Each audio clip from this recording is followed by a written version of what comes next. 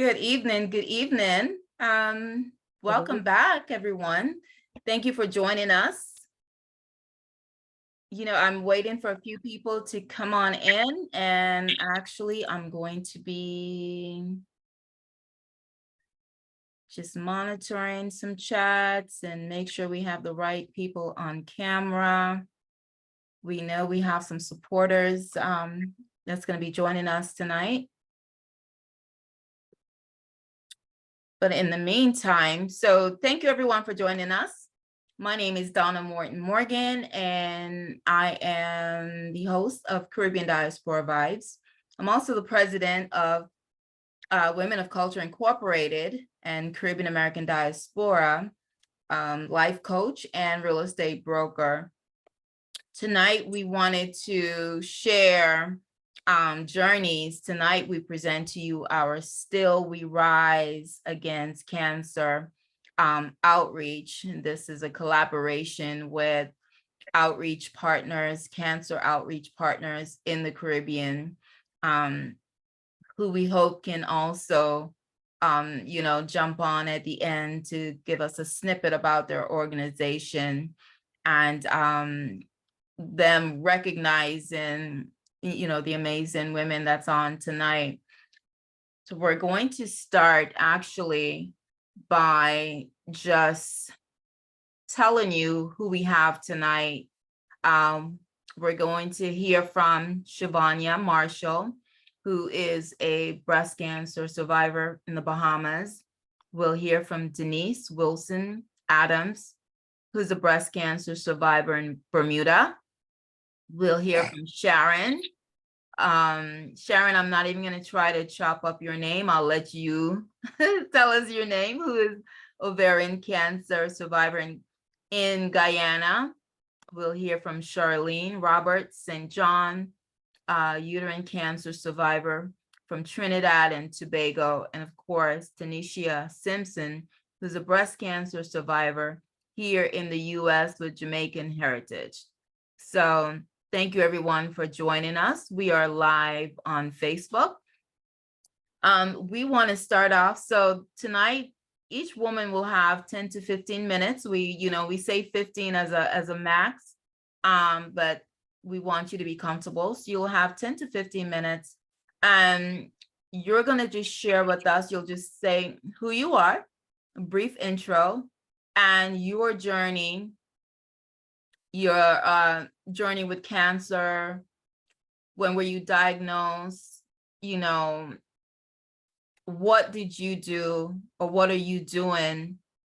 Because your story, what can help someone else right now that's listening, that maybe have just been recently diagnosed and have questions and concerns and need direction. So this platform is to honor you and to recognize you, but also for you to share any tips that you may have with your journey. All right, so we're going to start first. And again, we'll just say 10 minutes and 15 minutes max. Okay, so we're going to go ahead and start first with our cancer survivor from Bahamas, and that is Shavonnya Marshall, who's a breast cancer survivor. Thank you, Shavonnya. Good evening. Can you hear me? Yes, we can hear you. Loud and clear. Good evening, everyone. Like previously mentioned, I am Shavonnya. I'm from the Bahamas. At the age of 31, I was diagnosed with triple negative breast cancer. So I was doing my routine self-examination, like I normally would do in September of 2022. In August of 2022, I found a lump in my right breast, and I decided to go to the doctor to get it checked out. In September of 2022, that's when I was told that I had breast cancer. This journey has been a roller coaster. Since then, I have had 14 rounds of chemotherapy. I have had 2 lumpectomies, and currently awaiting to do a double mastectomy with reconstruction, and possibly radiation. So like I said previously, I enjoyed the chemotherapy. After my first round, I was literally ready to give up. I remember reaching out to persons and saying, that's it, I'm done. I'm not gonna go back. And I wanted to quit. Thankfully, I had a great super support team that I'll talk about a little bit later, that helped me to push through and continue to fight. As of September 2023, after doing another lumpectomy, I am now proudly able to say that I'm cancer-free. Like I said, when I was diagnosed, I was told that I had stage 3 triple negative breast cancer, which is a very aggressive, rare form of breast cancer. And so it was daunting hearing you have breast cancer, and then hearing that you had an aggressive form was even daunting. The first thoughts that came to my mind was my daughters. I have 2 daughters, and they flashed before my eyes at that time. And then it was, when you hear the word cancer, a lot of times people like myself, I did too. I thought death. I thought automatically that, cancer, there's no hope. At one point, I even began to start to plan my own funeral. But like I said, I had a great super support team that helped me to endure and helped me to push through and continue going. So chemotherapy is now done. Hooray. My journey has continued to go. Like I said previously, one of the things that helped me to get through was support. And like I mentioned, when I wanted to give out, one of the persons I reached out to was a part of the group that I'm a part of, which is the GD Caring and Sharing group, and which is a group of amazing persons that are all going through some form of either their cancer, either they're survivors, either they're supporters, or currently battling. And we all encourage each other and give each other words of encouragement, some form, whether it be a hug, being a cheerleader, whatever you can imagine, it was there. And I reached out, and one of the amazing members told me, stick in there, don't give up, stick in there. And I decided to stick in there. Like I said previously, it's been a real roller coaster ride. It has its highs, it has its lows, but I would say don't give up. And I now know that being diagnosed with cancer is not a death sentence. It is not a death sentence. I'm a living testimony that you can survive it. And I was considered pretty young at the age of 31. I never imagined having it, but my mother had it. Both of my grandmothers had breast cancer, both died from breast cancer. My mother was diagnosed at the age of 44 with breast cancer. She's still presently with us and fighting and going strong. No sign of reoccurrence, so hooray to that. And I'm hoping to share the same story.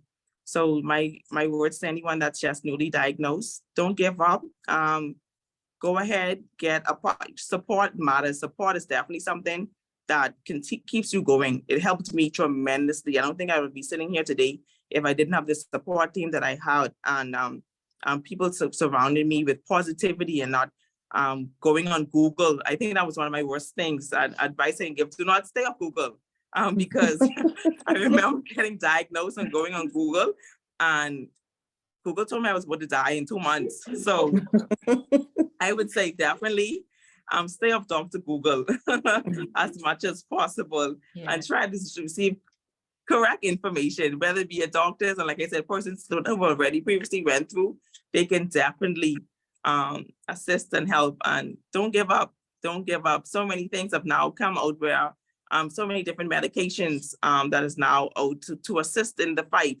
And just keep pushing, keep going, get yourself surrounded with great people like I did. Like again, the GD Caring and Sharing group that I'm a part of. I can't brag on these amazing people enough. I cannot begin to even share. I would need more than 15 minutes to do that. So to be obedient, I will not. I would just say, get yourself around supportive, positive people, and try to stay away from negativity as much as you can. Stick in there, continue to fight, and believe that anything is possible. Believe that there is hope. Believe that you can survive. I believe that I could, and here I am today. Thank you so much. Thank you so much. You speak a lot about your support system, and so that's wonderful to know that you have that. And you know, that support system is really their partner with us, and they have been instrumental in honoring women each year that we've been doing this. So they definitely have, you know, the heart for this. We thank you so much for sharing your story, and I know that you can't hang around too, you know, much longer because you've got an actual engagement that you need to attend to. So we just want to say God bless you and thank you for sharing. Real quick, did any eating habits, anything that you change or would you recommend? The reason I laugh is because I just was having a discussion prior to I was getting kind of spanked because unfortunately, I'm going to be honest, my eating habits aren't the best. But I do try now more than ever to try and cut back out as much sugars as I possibly can. We all know that sugar is a huge part of the spread of cancer. So it helps feeds the cancer. So I definitely am cutting back on sugar. A lot of persons said that when they went through treatments, etc., they lost weight. I gained almost 30 pounds. So that speaks a lot about about that. But I would definitely say, as much as you can try and eat, do better than me. My advice to everyone is do better than I'm doing in terms of eating habits. But I definitely do support cutting back on processed foods, etc. All right, thank you so much. So that is Shavonnya all the way from the Bahamas. Thank you, thank you. And so we're gonna go next and we're jumping, I like to say we're jumping islands. We're gonna go to Bermuda and we're gonna hear Denise's story and her journey. Denise is also a breast cancer survivor. Welcome, Denise. Good evening, everyone. My name is Denise. I'm from Bermuda. In February of 2022, I had to go back for a second, they had called me back for my annual mammogram and ultrasound. Please forgive me, since I have had chemo and radiation, I tend to forget things as I'm talking. So if you hear me stumbling or pausing, it's because I'm trying to get the words out of my mouth. Not a problem, not a problem. I was diagnosed, or I got my diagnosis in March 9th. In May 6th, I had a double mastectomy. At the time of the surgery, the surgeon removed 6 lymph nodes, and of the 6, 5 of them were cancerous. So I had to go back June 7th to have the remaining lymph nodes underneath my arm removed. I opted for a double mastectomy because the more the surgeon talked about the risk rate of the cancer returning on the other side. So I had cancer on my left side, and he explained to me the percentage rate of perhaps getting it on the other side. And so I decided I didn't want to go through this again, and I wanted to mitigate that possibility as much as possible. So I opted for the double mastectomy. I had a procedure called skin sparing. At the time, I was planning to have reconstruction. I was not having reconstruction immediately. I had also chosen to have a delayed reconstruction. Chemotherapy, I had 16 rounds of chemotherapy. The first 4 rounds were brutal. I was sick after every round. I had it once every 2 weeks for the first 4 treatments. I always ended up at the hospital because I was unable to keep any food down. So I would become very dehydrated. So I would have to go to the hospital to become hydrated. During the first 4 treatments, I also got sepsis. The chemotherapy drugs that they were using was known to give or cause urinary tract infections. And I had had one. I could feel it coming on, and then it would go away. The sensation of wanting to use the bathroom and not being able to and whatnot, but it would never stick. So it would come and it would go. So I really didn't pay it any mind.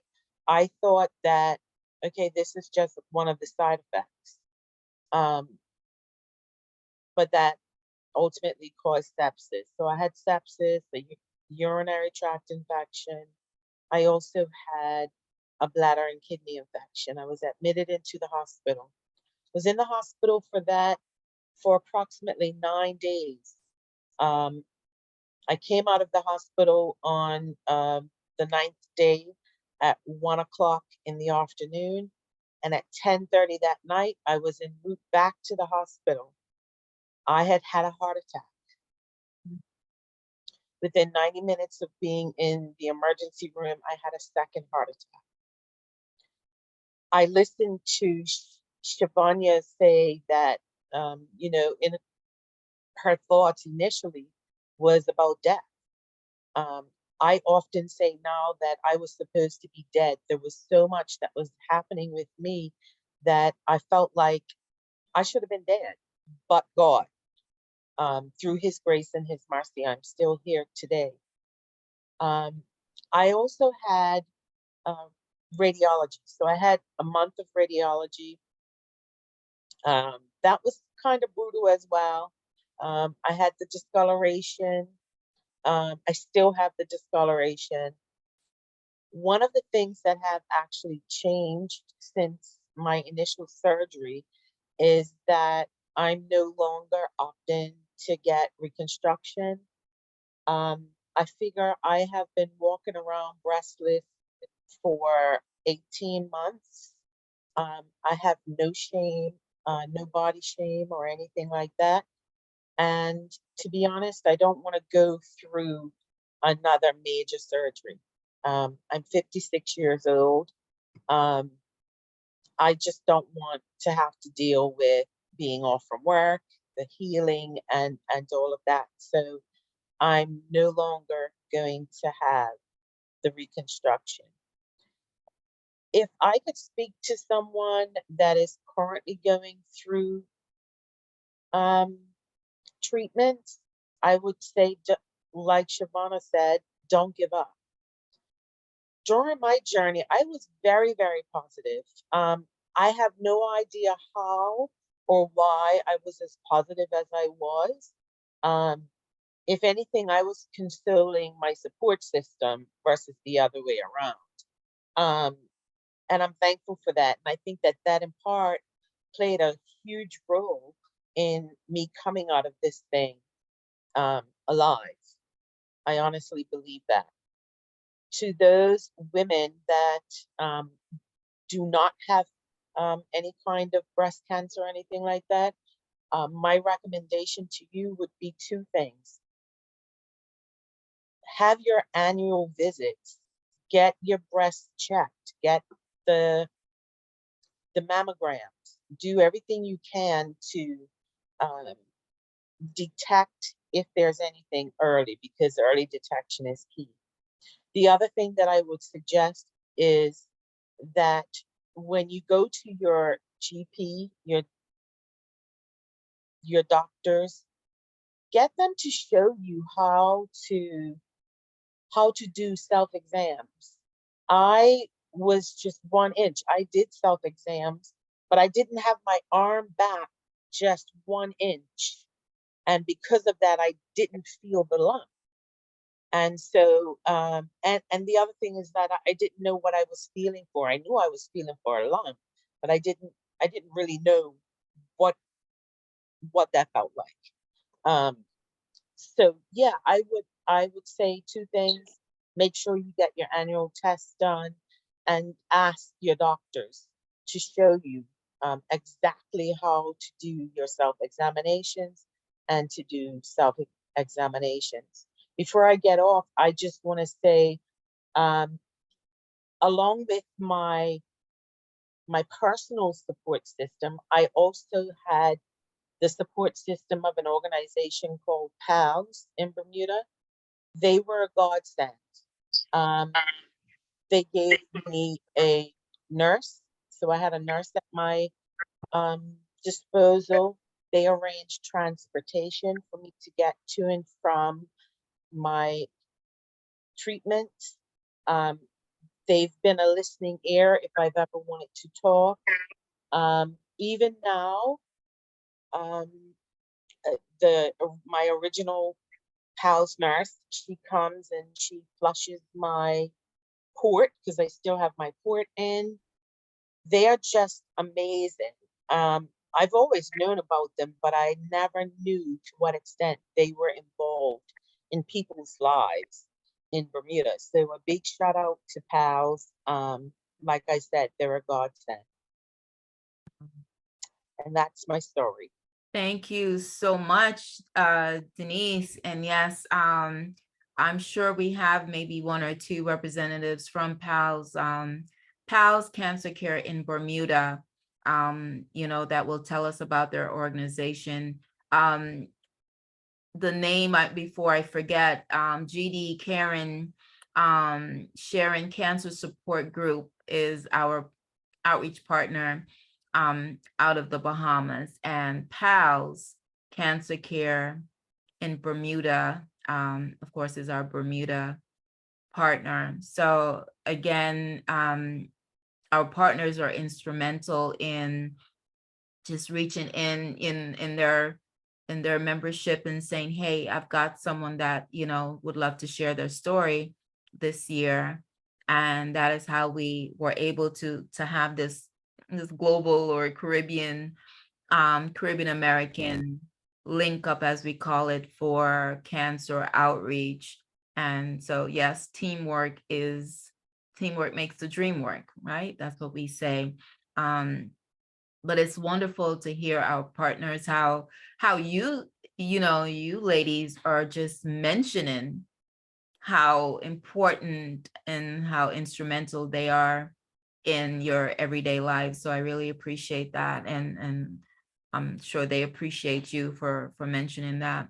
So thank you so much, Denise, all the way from Bermuda. God bless you on your journey and everything that you've gone through. And thank you for your tips. I hope you can stick around. So if anyone has any questions as we go through with the other ladies, all right? Yes, I definitely stick around. Yes, thank you. All right, so we're gonna jump on over. We started with Bahamas, then Bermuda, and now we're going to Guyana, where we want to hear from Sharron. And Sharron is an ovarian cancer survivor. Welcome, Sharron. Good evening, everyone. Are you hearing me? Yes. Loud and clear? Okay, so my name is Sharron Madramootoo/Ali. I am from Guyana. I am a ovarian cancer survivor.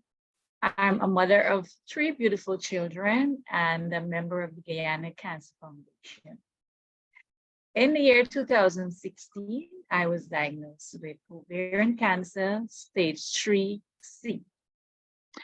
I would like to share mostly on the symptoms. Why? Because at that time, I was so inexperienced and I didn't know what was happening to me. And so I was experiencing a lot of gas. I was very gassy, and to a point whereby I was unable to eat very much, like about 2 or 3 spoons of food would fill my stomach. My stomach began to grow like it was extended as though I was pregnant. My feet began to swell to the point whereby I was unable to wear shoes anymore. I was wearing a pair of slippers and I was dragging. I couldn't lift my feet to walk. And you know, there I was going, I don't know what's happening. I'm going to work every day doing my duties, but I was experiencing this ease. I was, you know, and one day I threw up at work and my colleagues encouraged me to go see the doctor. I went to see the doctor and he examined me and he said to me that even though I have H. pylori, which he treated me for. So I asked him to let us do an ultrasound, which we did, and it showed that there were cysts in both ovaries, and he said it was going to fall out. And, you know, as time went by, that is when the stomach began to grow and, you know, discomfort was even more. And so I decided to go see a specialist for my stomach. And he said, you know, he did an endoscopy and there was a lot of gas on my stomach. So he treated me for gas for several weeks and I wasn't feeling. So I ventured out to somewhere else, and that's the Georgetown Public Hospital here. And they examined me and they were, you know, they were in the doubt as to. And there is where it showed cancer of the ovary that has already spread to the stomach and other organs. And so I've learned that ovarian cancer can only be detected when it's already spread. Reason being because deep down there in the ovary, you really can't know what's happening until it comes out. And, you know, I was so devastated at that diagnosis. I could not believe. I had no experience. I never really heard anybody spoke about cancer.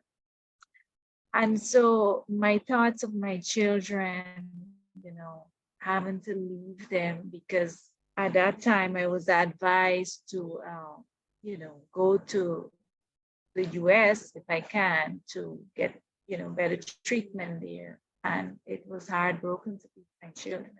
It really was.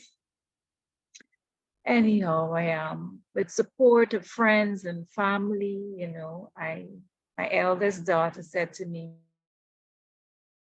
"Mommy, go." At that time, she was 21 and she had to take care of herself and 2 siblings. And I felt released when she said to go. So I journeyed there, and I'm very grateful for a great team of doctors who did scans and everything over again. And that is where the next stage was surgery. I had a complete hysterectomy. I was hospitalized, I think, maybe for approximately 3 weeks, and then followed by chemotherapy.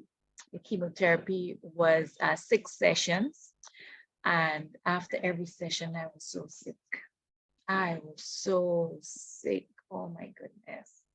There were days when I felt like needles boring me, you know, my feet and my hands and my stomach, and I couldn't understand what was happening. And, you know, there are days when I screamed and, you know, I was like crying and I didn't know, you know, what to do. I couldn't eat. I was throwing up, the nauseous feelings. We all know what it was. And so I went through those 6 sessions of chemotherapy, and I was able to return home. Mind you, the surgery was so extensive that my kidneys couldn't stand on its own. There were stents placed in the ureter to keep the kidneys up, you know, and that was a great discomfort. I was unable to sit properly, stand properly, etc. Anyhow, I returned home and I was going back and forth for checkups. And in the year 2019, at that checkup, a spot was visible on my spleen. And so I was given a few months to see whether it's going to disappear or what was going to happen. After a few months, the spots increased to 2, 3, and so I was advised it was time to remove the spleen. I argued, I said, what if it's removed and it's not the disease? Would you be able to put it back? But you know what? Thank God for a great team of doctors who understood my anger at that time, and you know, they were okay with me.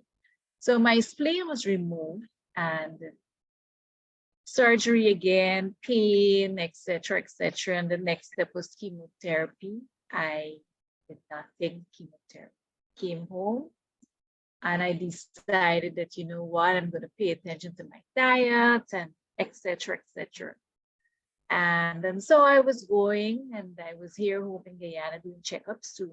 In 2021, during the pandemic, there it goes again, stuff returned and stuff was noted in the pancreas and the colon area, and there my third time. And so it was recommended that I take the chemotherapy, which I started to. At the third session, I requested a scan, and lo and behold, the treatment wasn't working. And at that point in time, the doctors said here that they don't have any other treatment available for me here. It was pandemic. I couldn't leave the country. Fear flooded my soul. What's going to happen to me? Anyhow, by the grace of God, I was able to get a flight and I was able to go back to the US. I consulted the doctors before I go, and they said, yes, if you come, we can help you. Thank God for them. I went and they began a new treatment called Avastin. Prior to that, it was carboplatinum and carbotaxol. This time it was, what's the name I just said? I forget. Anyhow, this treatment was really hard. This treatment, when I took the chemo this time, my gums would bleed, my nose would bleed. I wake up in the morning and I'm looking in the mirror and there's blood streaming down. And the pain in my gums, I couldn't eat, you know, and so this was really bad. This was a really bad experience. And so I took the treatment for, it was six cycles again. I had a total of 15 cycles of chemotherapy. Avastin is the name of the drug. And I had to return home, and that is in 2021. And they had given me a drug, a pill called olaparib, which I am presently using. And so here I am, very grateful, being a survivor for 7 years and over. And what I would advise anyone who is newly diagnosed with cancer to know that it's not a death sentence, and to be encouraged to try to stay cool and calm and collective. Try to get as much information as possible on what you're diagnosed with. And don't be afraid to ask your doctor questions. Know as much as possible. There may be lifestyle changes in terms of what you eat and what you drink. But during the course of your treatment, your chemotherapy, I would advise that you eat what you feel like eating, what you're comfortable with. Don't try to stick to the same thing every day because you don't feel the same way every day. You know, it's different. It's different every day. That feeling is different every day. So, you know, be encouraged. Don't give up. Stay strong, and try to find a great support group, family and friends. I'm grateful for my support that I had and I still have. You know, you can do research on your own and try to understand your diagnosis. Ask questions.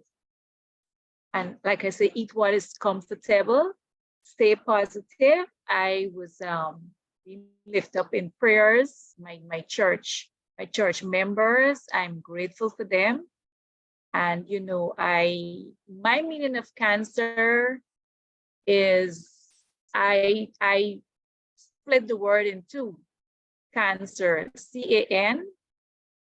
There's a verse in the book of Philippians 4:13 that says, I can do all things through Christ who strengthens me. And the last three letters, C-E-R, I certainly can. So I would like to encourage everyone on this platform to stay positive, stay strong. Let us encourage each other and know that we are victors because we are here tonight on this forum. Be encouraged. That's a part of my story. Wow, thank you so much, Sharon, for sharing your journey. Very, very different. I don't think I've heard a journey quite like yours. And like you said, ovarian cancer. Wow.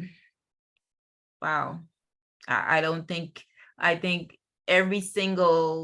any cancer is terrible. Cancer is terrible. But I don't think I've ever heard the story with the gums and you know, and so forth, bleeding. We must recognize your Guyana Cancer Foundation was our outreach partner that reached out to us and nominated you for this year. So we just want to recognize you and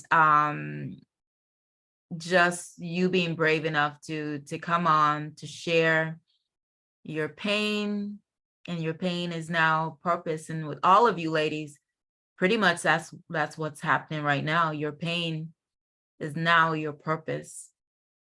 And only you can share, only you that have been through it can share and teach and educate, you know, anyone else that's listening right now, giving tips for those people that want to give up. They don't, you know, to just hear your story, to say, hang in there, hang in there.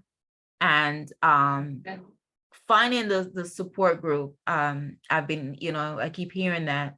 So I commend our partners and the cancer outreach organizations that have made being personable, because we know not all groups are personable, but for those that are personable, that, you know, you can rely on, people can check on you. I think it helps. But nothing can, you know, can even describe what you all go through. Nothing. Completely speechless. So God bless you, Sharron, all the way from Guyana. Hanging tight for us. We've got 2 other survivors. So we're gonna jump in. And again, we want to thank Guyana Cancer Foundation, Ms. Bibi, for connecting us. So we are now going to jump over from Guyana to Trinidad and Tobago, and we want to hear the story.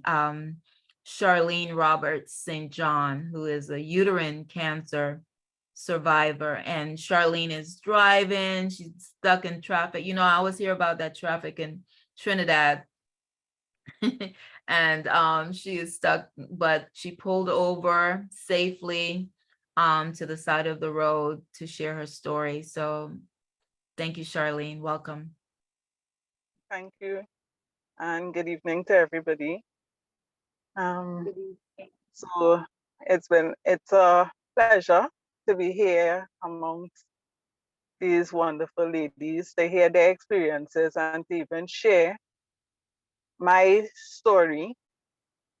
For me, in February of this year, 2023, I started to experience a bleeding, and you know, I'm thinking it's a normal period, but the time just kept going on, and a month passed, 5 weeks passed, going into 6 weeks.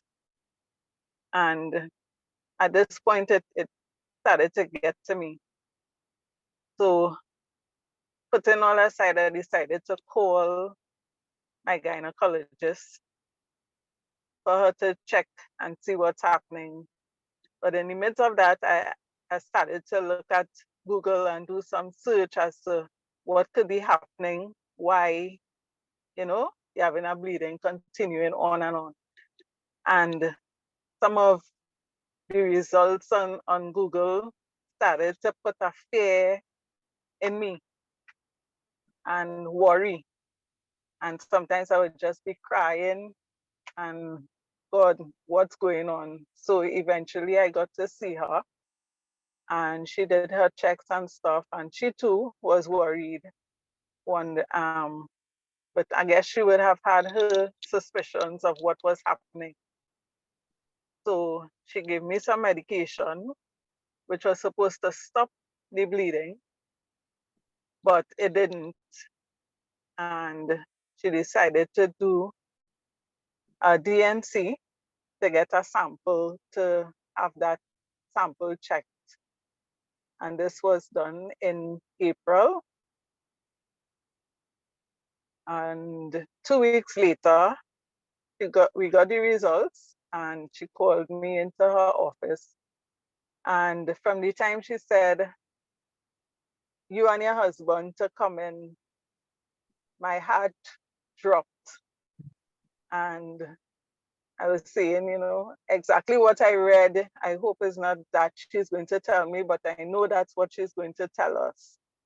So anyhow, we went to the office and she confirmed cancer of the uterus, uterine lining.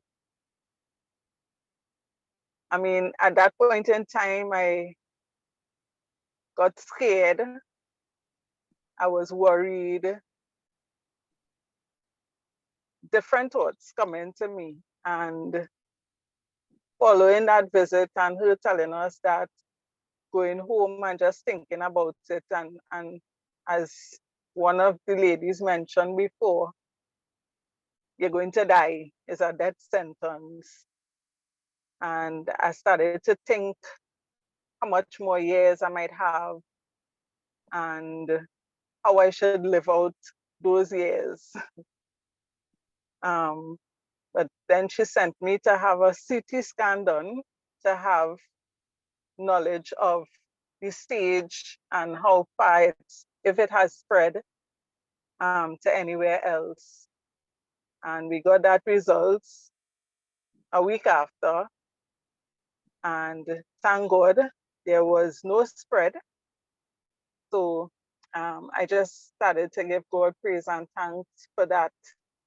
There was no spread, but there was still something that had to be done.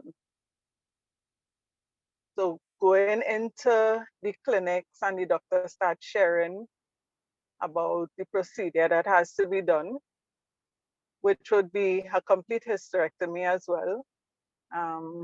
Again, worry, fear. Sometimes I even went into denial that this was the diagnosis they were giving me. So going to the clinic and hearing now from the oncologist what they would advise and stuff like that. They scheduled me to have surgery. And in doing so, sending me to do the blood tests and heart checks and stuff like that, my blood count was always low. And going back into memory, in 2022, my blood count was always on the low side, and going to my GP, he was concerned about it. And he would put me on medication and do over the test, but it will always come back on the low side. So he said something is happening. There is a leak somewhere and you have to find it. So in 2023, going to the gynecologist and stuff, that is where the leak and the answers to the low blood count came. So going forward, scheduling the surgery, I got a date and went in for the surgery. And that day I was already prepped and stuff, sitting outside, lying outside the theater, just waiting to go in for the surgery. And the hematologist, the anesthesiologist came out and said, we don't have her blood. But the surgeon is saying, but we can still go because she could get blood. But because of a rare blood type, I cannot get any type of blood. So the surgery was canceled. And following that, I had to do some other blood building treatments. So the other date for the surgery went on for another 2 months. And then during that time, as going into church and having people praying with me and for me, there was a declaration or a word that came that was saying, the Lord was saying no surgery. And that came like a comfort to me because I was like, I didn't want to do the surgery. People around me saying, girl, when you hear cancer and they open you, they spread faster. So no surgery, don't do no surgery and stuff. And I told the surgeon the day I went to clinic, I don't want to do any surgery. And she said, why? And I explained to her. And she tried her best to convince me about the surgery, but I said, no, I'm not doing it.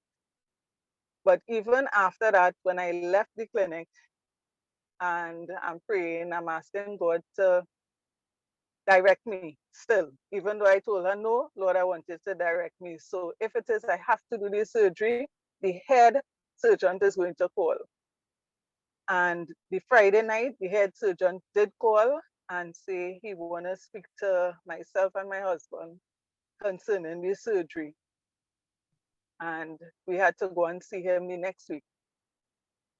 Going in to see him, he explained about the surgery and explained why I should have the surgery and the benefits of having the surgery rather than not doing it. And we decided there, and then we set the date for the surgery. And again, I put it before the Lord and I'm saying, if it is to happen, it will happen. If it's not to happen, it's not going to happen. And I went into the hospital positive. I try very much to have a positive mindset, not negative as I was thinking before. And the day came and we had the surgery. And in the midst of it, I want to say that God was with me. I did not even have to get any blood during that surgery, as they were saying I would have had, and I had to get at least 3 pints. I did not have to get any blood. But I want to say that we need to take care of ourselves. Sometimes we get busy with our careers and church and family. And as ladies, we sometimes neglect ourselves and the symptoms that we feel. And just looking back at my life, I'm thinking, you know, I would feel this tenderness in my abdomen at times that I have to hold my stomach when I'm walking, or I'll feel this heaviness. But in my mind, I don't want to go to the doctor. So I want to encourage ladies, when you feel something that is not normal, get it checked. Don't wait till it's too late. For me, it was not too late that I had to do chemo or radiation. For me, it was surgery and follow-ups. So I just want to encourage everyone, all the ladies, to get yourselves checked when you feel anything abnormal.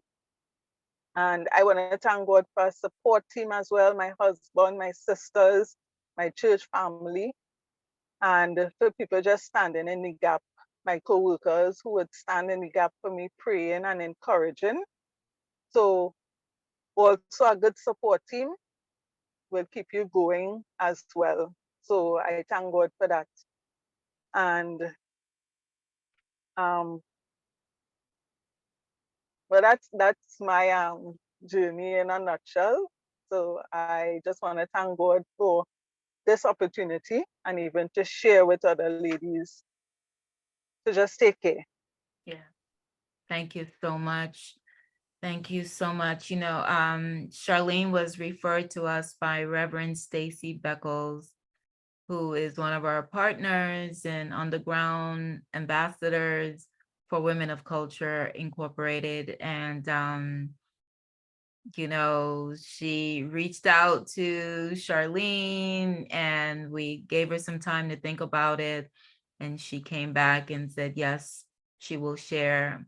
Sharing your story is not easy. But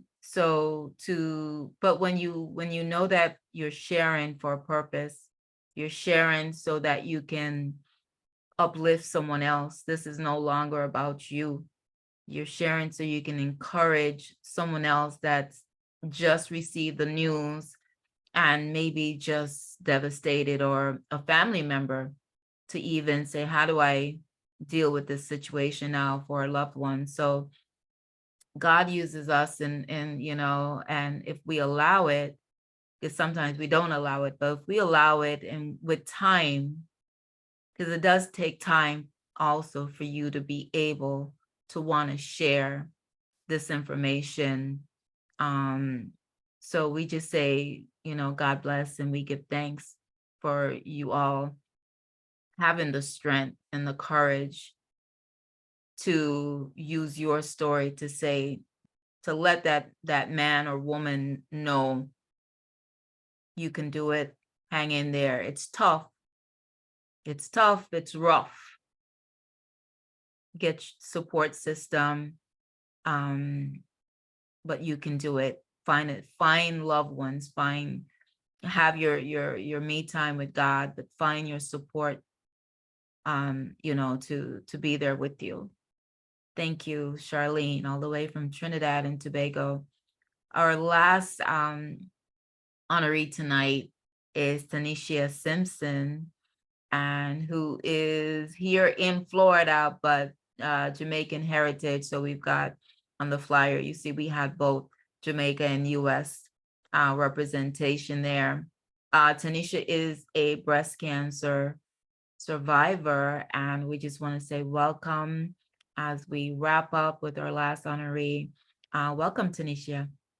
Yes, thank you so much. I'm gonna be quick because I know we're short on time. So my name is Tanishia Simpson, and I was diagnosed with breast cancer stage 3 back in 2007. So I have been cancer-free for about 16 years. I would say I was really young. I was 26 years old when I got diagnosed. And how that came about was I was taking a shower, always did my self-exams, and I felt a lump. It was very abnormal. And I said, okay, I'm going to go ahead and go to the doctor. So I did. They did pretty much a sonogram. They did a self-exam and sent me to get a sonogram. I went to get a sonogram, and the lady was doing my sonogram. She was making these faces and asking me my age. And so I'm like, okay, I'm 26. And in any case, she said, do you have a moment? I'm going to get the radiologist. And I'm like, okay, why would you need a radiologist, a sonogram? In any case, he came in, he looked, and his face changed. And he asked, can you stay for a mammogram? And I'm like, oh my God, they're going to clamp my boobs. And I have never had a mammogram before. So I said, yes, I'll stay for a mammogram. And so I stayed for a mammogram. They did a mammogram, and I vividly remember going back to my office. I work in a school, it was summer school. I went back, and my doctor's office literally called me the same day. So I got the mammogram about 8 o'clock. They called me around 10, and I just lost it. And they said, well, I want you to come back in, and we're going to send you to get a, what do they call it? The biopsy, like a surgical biopsy. And I'm like, what is that? So my mom is a nurse. I'm talking to her mom, like, what's that? They're going to put the needle in, and I don't like needles. And she was like, no, just go. So anyway, they did a surgical biopsy, and I went back to get the result of that. And then I learned that I had cancer, and the staging was stage 3. And after that happened, I ended up going to get a partial mastectomy, but my surgeon said, you know, when you go in, there's a possibility that I may have to remove the entire breast. And I was like, oh my God, goodness, I'm gonna be walking around with one boob. And at 26, it's vanity, and you care about how you look and so forth. So when I went in, I said, I prepared myself and to not just have one boob when I'm done. In any case, I came back and my boob was still there, thank God. So I had a partial mastectomy. Moving forward, because of my age, my oncologist did a treatment plan where I had all the rounds of chemo, maybe about 6 or 7. I had adriamycin. I had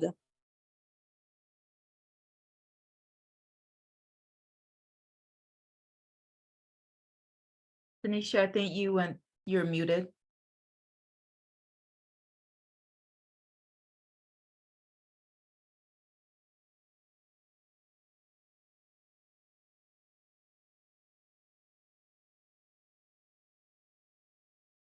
the biggest thing for me. My daughter was 5 years old, and my mom, I thought about them because I'm the only child from my mom. And in my head, I'm like, who's going to take care of my mom if I were to go? So I didn't really think about me. I thought about my loved ones, like, you know, who's going to help my mom? Who's going to help my daughter? And so I had to fight. At no point did I ever have a negative thing. I never thought about death. Like, I never think that I was going to die. In fact, I went to work. I put on my wigs. I dressed up. You know, I lost my hair at one point. Everything was gone. But I just made it where cancer, you don't have me, I have you, right? So I had just this positive thought, and I just continued to display courage and grace, I would say. And I think that ended up just being my strength. I got through it. I was on tamoxifen for 5 years after I had radiation and everything. So I had tamoxifen for 5 years after my initial diagnosis. I would say, if any tips that I would give to anybody that I found that would have been helpful for me, at my job, we have a sick bank, and I never joined the sick bank. I was like, I'm not giving you my time. But after I ran out of time, I was like, oh my goodness, I should have really joined the sick bank. So I joined the sick bank, and at my school, the way it works is if you ever run out of sick days, everyone in the district donates time, and you get about 40 days extra. So you could get, you know, your paychecks and so forth.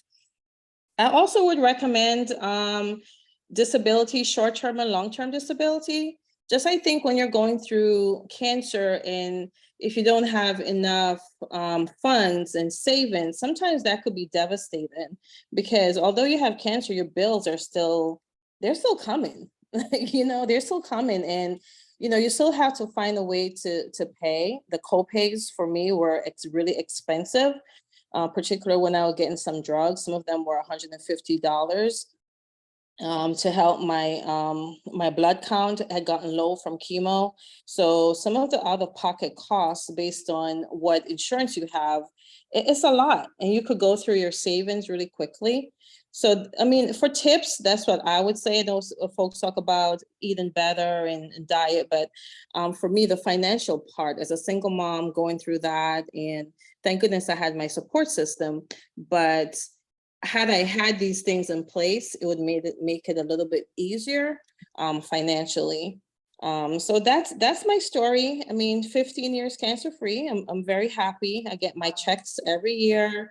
I'm positive. And I share my story a lot because of my age. At 26, typically you don't hear so much about being 26 and being diagnosed, but that's just to say that cancer could happen at any time. I mean, I know doctors give you this time frame, like 40, you start getting your mammograms and stuff, but my words of encouragement: know your body, and if, you know, if I always did my self-exam and I knew like that lump was not there, you know, and I would say, don't be discouraged, like go to the doctor, go quickly. Don't put it off, you know, and I think for me, my cancer was spreading because they took 11 lymph nodes and all 11 had cancer until they got to the 12th one. So I know if I didn't feel the lump, I would not be here to tell my story because the cancer was spreading. It already went through 11 of my lymph nodes. So that's my story. Wow, thank you. Amazing. Thank you so much, Tanishia. Donna, are you there? Yes, can you hear me? Can you guys hear me? I'm sorry. Can you hear me, Denise? Not sure what happened. Yes, we can hear you. Can Sharron, you hear me, Donna? yes, we're hearing you. I'm not sure my volume is. Oh, Yes, you are. we're Okay. hearing you, Tanisha. But I can't hear you guys. Yeah, Sharon, you're hearing me okay too, right? My phone. Yes, I'm hearing you. Okay, all right. Thank you so much, Tanisha. It's amazing you're having problems, but we're right at the end. So God bless you for your story, for your journey. And yes, it's such a young age. I'm not sure if any of our partners are on from PALS in Bermuda, from Guyana, from Bahamas. I'm not sure if anyone's on. They were on earlier, but I know this is a busy month, so people are, you know, going into different Zooms and different physical events. So we have a couple guests on, and so we want to just I'm not sure if they want to. I think Tiffany and Glenda, do you have any last anyone want to come on and say anything real quick? All right, I don't see, no one wants to jump on. So with that, ladies, thank you all for sharing your stories tonight. And may God bless you. May God continue to bless you. May God continue to guide you and direct you on your steps, every single step that you take on this journey.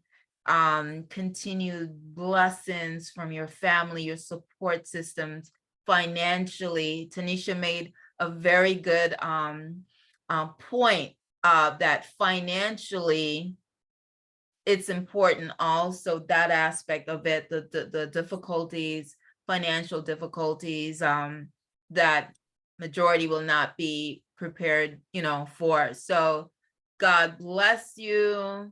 We thank you for taking the time to be here tonight. And with that, we say good night and God bless you. Have a good night, everybody. Everyone. Be safe. Good night, everyone. Good You night. guys look so Good night. beautiful. Despite the fight, I can see that you're all victors. You're not victims. You all look Yes. so beautiful. Be encouraged and keep doing what you're doing. And look- Self-love and self-care. Look at all around the Bermuda, Guyana, Bahamas, Trinidad, Florida. Good Love night, you everybody. guys. Good night. Bye. Bless